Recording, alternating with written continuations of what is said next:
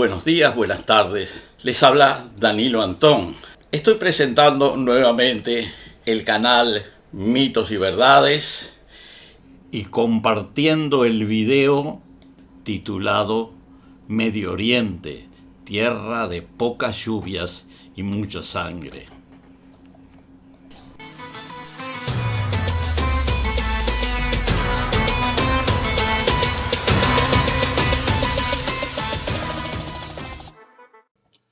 Las sociedades del Medio Oriente son probablemente los primeros grupos humanos que se organizaron en estados, con todas las ventajas e inconvenientes que ese tipo de organización ofrece.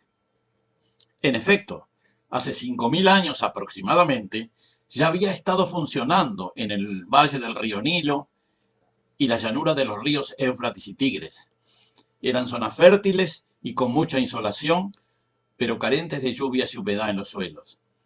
Sin embargo, la presencia de 3 caudalosos ríos permitía proveer de aguas a las tierras potencialmente agrícolas y desarrollar cultivos de alta productividad. Para hacer llegar el agua a zonas amplias, construyeron represas y excavaron canales, y para ello se requería aunar el esfuerzo de muchas comunidades que debían ser coordinadas por una autoridad central. Este fue el comienzo de los estados sumerios de Mesopotamia y faraónicos de Egipto. Una vez aparecidos los primeros estados, esta modalidad organizativa social se extendió y profundizó. Se generaron nuevos estados que se expandieron y conquistaron a sus vecinos para mejor explotar sus recursos y trabajo. Comenzaron a desarrollarse reinos e imperios. Periódicamente los pueblos subordinados se rebelaron y se enfrentaron a sus dominadores. Y en muchas ocasiones desarrollaron sus propios reinos e imperios. Desde entonces la historia del Medio Oriente es una sucesión de estados imperiales y monárquicos que impusieron su dominio a través de la guerra y la fuerza militar. Al mismo tiempo que aparecían los estados, se desarrollaban religiones que facilitaban el control de las poblaciones sin necesidad del uso de la fuerza. Las primeras religiones, que en muchos casos ponían énfasis en divinidades relacionadas con la tierra y la fertilidad, muchas veces femeninas, se fueron cambiando por otras que glorificaban la guerra y la agresividad triunfante. Con frecuencia, las autoridades estatales se confundían con las autoridades religiosas. El rey era el supremo sacerdote. Incluso el rey o emperador se atribuía un carácter divino. Las luchas por poder y recursos comenzaron a utilizar argumentos religiosos. Cada sociedad tenía sus propios dioses o sus propias interpretaciones de las historias y tradiciones religiosas. A las religiones que atribuían carácter divino o mágico a los elementos de la naturaleza, sucedieron otras que redujeron el mundo y el universo al poder de un Dios único. Esto facilitaba el control de las mentes. Así surgieron las religiones monoteístas, que habrían de constituir el contexto religioso y espiritual por muchos milenios y hasta la actualidad. Las guerras, las conquistas y la opresión continuaron, pero se procuró vestir los intereses económicos, de poder y protagónicos de un ropaje religioso y espiritual. Las guerras son crueles y siempre lo fueron. Para controlar a los pueblos se utilizaron muchos métodos, pero el más común fue la guerra y el dominio por la fuerza. El objetivo de la guerra es causar daño al enemigo para derrotarlo. Para ello se requiere matar, destruir, si fuera posible aniquilar las fuerzas oponentes y sus bastiones principales. Las religiones monoteístas son esencialmente proselitistas y expansivas. El zoroastrismo fue una primera religión que surgió en el siglo VI antes de nuestra era, con amplia expansión y apoyo estatal en el imperio persa, que si bien no es completamente monoteísta sino dual, y propone una lucha entre las entidades del bien y del mal, influenció los monoteísmos que se desarrollaron en los siglos siguientes, en particular al judaísmo. El judaísmo, era la religión de un pueblo que estaba restringido a ciertos territorios tradicionales.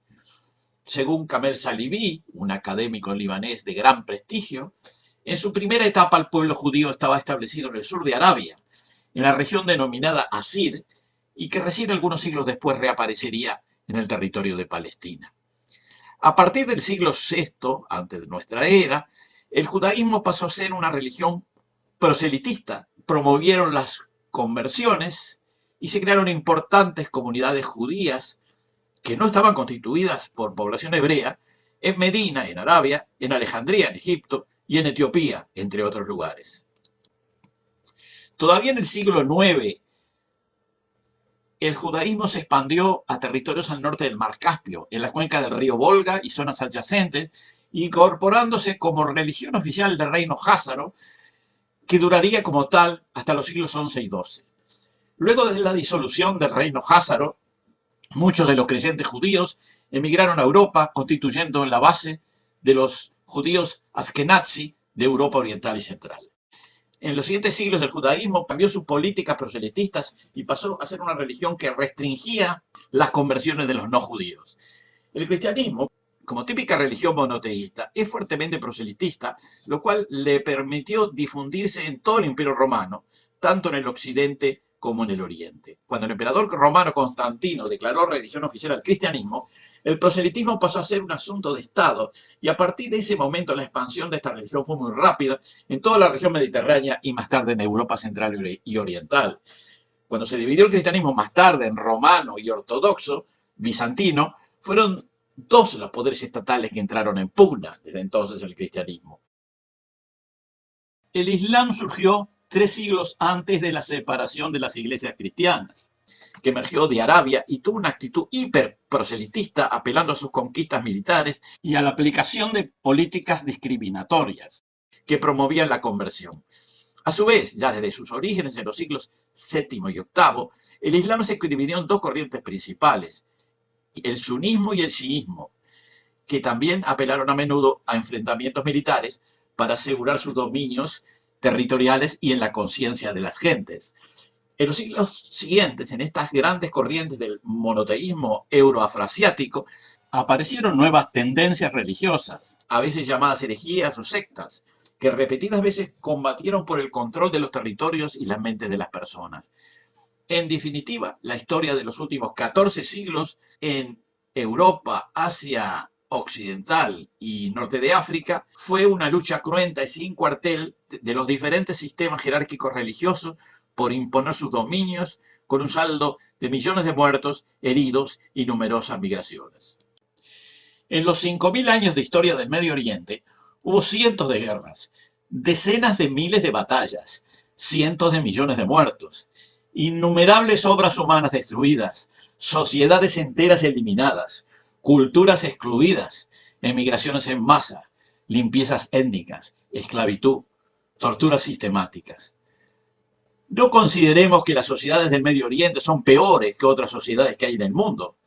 Tan solo son más antiguas y por tanto tuvieron más tiempo para desarrollar el expansionismo estatal y el imperialismo expresado en sus múltiples formas. Tampoco debemos olvidar que durante mucho tiempo y en múltiples ocasiones, las sociedades del Medio Oriente fueron víctimas del expansionismo y el imperialismo de potencias externas. En los últimos siglos, estas agresiones fueron muy frecuentes. Las potencias de Europa Occidental, la Rusia zarista y más tarde soviética, los Estados Unidos comenzaron a intervenir en el Medio Oriente con el fin de apoderarse de sus recursos. Para ello, aprovecharon las disensiones internas que ya existían en su propio beneficio. Promovieron las luchas sectarias, cristianos contra musulmanes, musulmanes contra judíos, chiitas contra sunitas. Las guerras de Afganistán e Irak en la primera década del siglo XXI, que todavía siguen, y la guerra de Siria, desatadas por los Estados Unidos y sus aliados con variadas excusas, y a partir de las contradicciones existentes, desencadenaron fuerzas de odio y agresión que llevaron a matanza y destrucción en esos países. A ello se agregó la intervención política y militar de Rusia, que tiene sus propios intereses en la región mediooriental. Las potencias externas inyectaron armamentos, cada vez más mortíferos, que multiplicaron la muerte y la destrucción. El precio es la sangre vertida por los pueblos que ya no pueden trabajar, relacionarse pacíficamente, comerciar o vivir vidas productivas y armoniosas. Solo queda la muerte, la destrucción, la emigración. En fin, en las tierras de pocas lluvias sigue habiendo mucha sangre derramada.